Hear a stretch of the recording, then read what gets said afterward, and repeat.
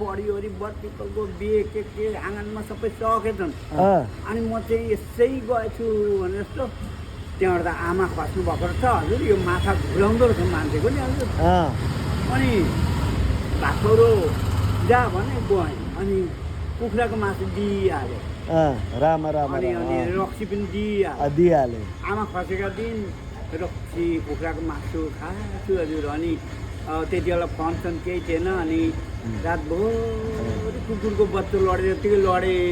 दर्जीहरू चाहिँ के भन्छन् भने हजुर त्यहाँ यताबाट जहाँ ल्याएर दिन्छन् बुढा बुढा दर्जीहरू थुप्रो बसेका छन्।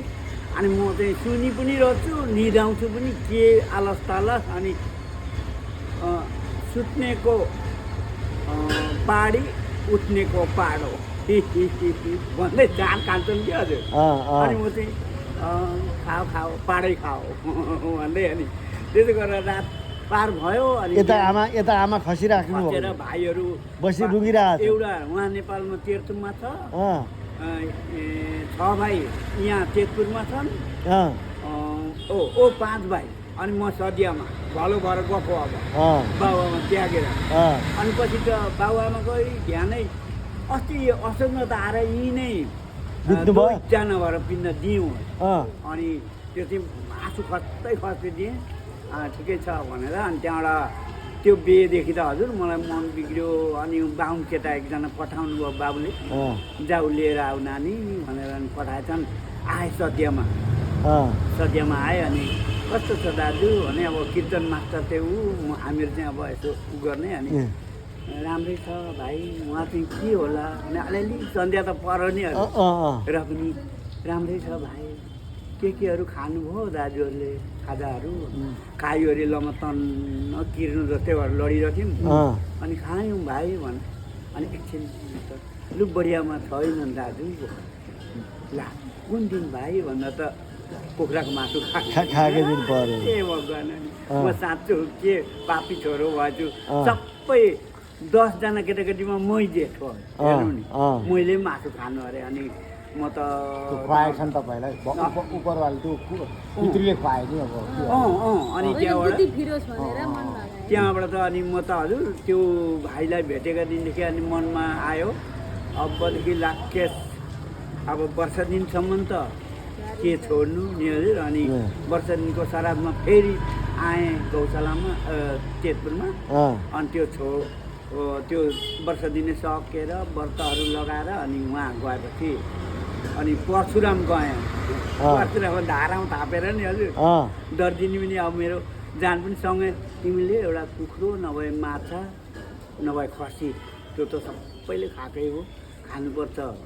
हुन्छ अब उहीँ गएर जे भन्ने भन्छु जाउँ भने। अनि ठ्याप्पै धारामा हात थापेर त नि हजुर। अनि परमेश्वर आजबाट म जहाँ रक्सी मासु पान तामुल सादा बिडी केही खाने छुइनँ परमेश्वर भनेपछि त नि हजुर।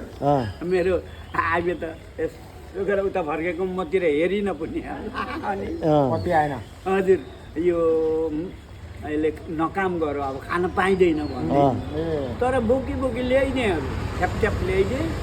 अनि छोडेँ। अनि बाउ भटामा आएँ। फेरि आएपछि ए बुहारी, कान्छी बुहारीलाई, ए बुहारी यो दाजु त मरेर आयो सद्यबाट, यो केही छ भने बनाइदिएन भने। आमाले कोदाको जाँड बनाउँथिन् कि हजुर। अनि के बाउ? होइन नि आमाले बनाउँथिन् त, त्यही एक बुटुको खान मरेर आइस बाबु भने। मैले त छोडेँ पो त। अनि के छोडिस् त? सबै छोडेँ भन्दा त आमै त्यत्रो 9जना केटाकेटी कसरी पाल्छ सब बर्बाद भयो। यत्रो के गरिस् तैँले? उनले पनि यसो गरे अरे हजुर, भैँस हुँदा नि यो तेर्तुङ भन्ने जग्गामा दाहाल गाउँ चुनपुरामा दाहाल बिस्टहरू छन् हाम्रो पिताका साथी, तर भेटै हुन अब त्यस्तै अलिक चिनिँदैन नि अब त बुढाखाल गइहाल्यो। अनि एक बोतल रक्सी यता खान्थ्यो अरे। अनि त्यो बोतल रितो भएको थियो, वात्ता फ्याँका अर्को खाइहाल्थ्यो। त्यसो भने त्यो दिन त नि 2 बोतल रक्सी त्यसरी खान्थेँ। अहिले मलाई डाक्टरले टिबी लेखिदियो, हेर्न ठिकै भयो जहाँ रक्सी छोडी राम्रो भयो, तर मासु चाहिँ एउटा के को खानुपर्छ बाबु भने। अब छोडिहालेँ बाबु भने, छोडे हजुर। अनि त्यहाँदेखि अलिक कस्तो पनि लाग्दो रहेछ।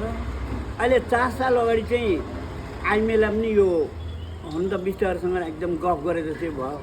आइमेला पनि त्यो कन्याकुमारी अनि रामेश्वरममा लगेर दिनभरि घुम्यौँ त हजुर। अनि आएर यस्तै आश्रममा बस्यौँ बेलुका। आऊ भन्यो के हो म बैलार मासु खान्न है छोडिदिन्छु। अनि किन छोड्ने त्यत्रो खाने मान्छे। अब उहाँ परशुराम त यता फर्के कि खान त्यहाँबाट अनि भक्कु नि हजुर त्यो सुँगुर काटे ठाउँहरू पनि गएर सुँगुर पनि खुट्टा यसो ठाडो पारेर थियो। ससुरालीहरूले यसो भने हजुर हिम्माङलाले ससुरालीलाई मासु खान दिनुपर्छ भने छोडेको नि हो त्यो रड्डी हिम्माङ भन्यो। अनि यसो गरेर खुट्टा उँभो पारेर नि देखाउँदै ल्याउँथेँ ससुरालीलाई पनि। उसलाई चाहिँ खाओस् अब मलाई किन त्यसो भन्नु त अब। अनि त्यस्तो गरेर छोडिदिएँ नि हजुर मैले पनि। कति वर्ष भयो अहिले 31 वर्ष भयो। तपाईँ कति वर्ष उमेर भयो अब 3 वर्ष छ अरे 4 सालै हजुर। अनि अहिले तपाईँले यो जुन यो लगाउनु भएको छ अहिले त दमाई भइस् भनेर जातीयता भेदभाव गर्छन् गर्दैनन् अनेक भन्छन् हाम्रो दर्जीले नि। दर्जीले चाहिँ भन्छन् अरू जुन ब्राह्मणहरूले बाहुनहरूले जातीयता भनेर तपाईँलाई छुट गर्छन् गर्दैन भन्छन्। अब जो जानेको हजुर यसो काम पार लाउन आए हजुर नभन्नु त्यसो यसले हजुर भनेर भन्छ भाइ दाई भन्नु। बुझ्नुभयो तपाईँको नाम के हो? ल हजुर ल तपाईँको नाम के हो?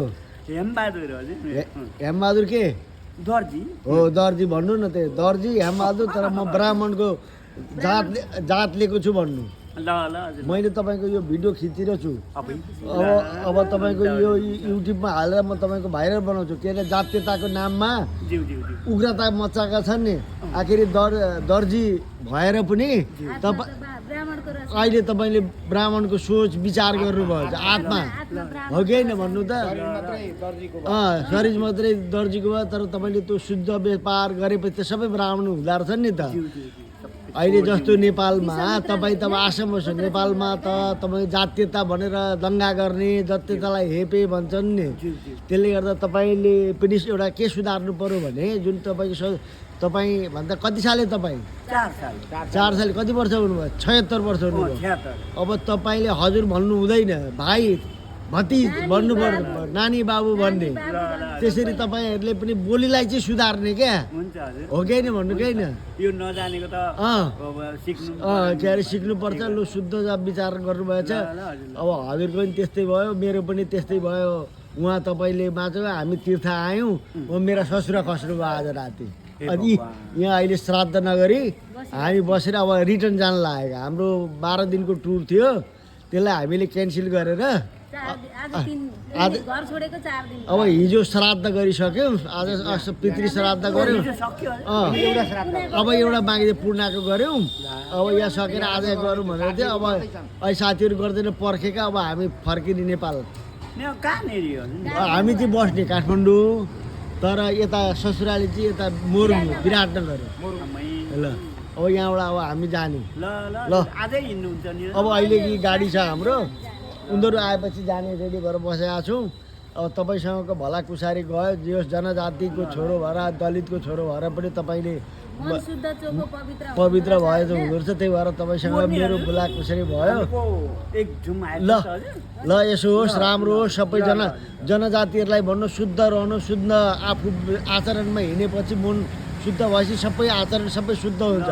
कसैले हेप्दैनन् कसैले गाली गर्दैनन् कसैले केही गर्दैन हो कि भन्नु त। सबैको जय हो। सानो भन्ने कोही छैन यो संसारमा सबै बराबर हो। ल धन्यवाद।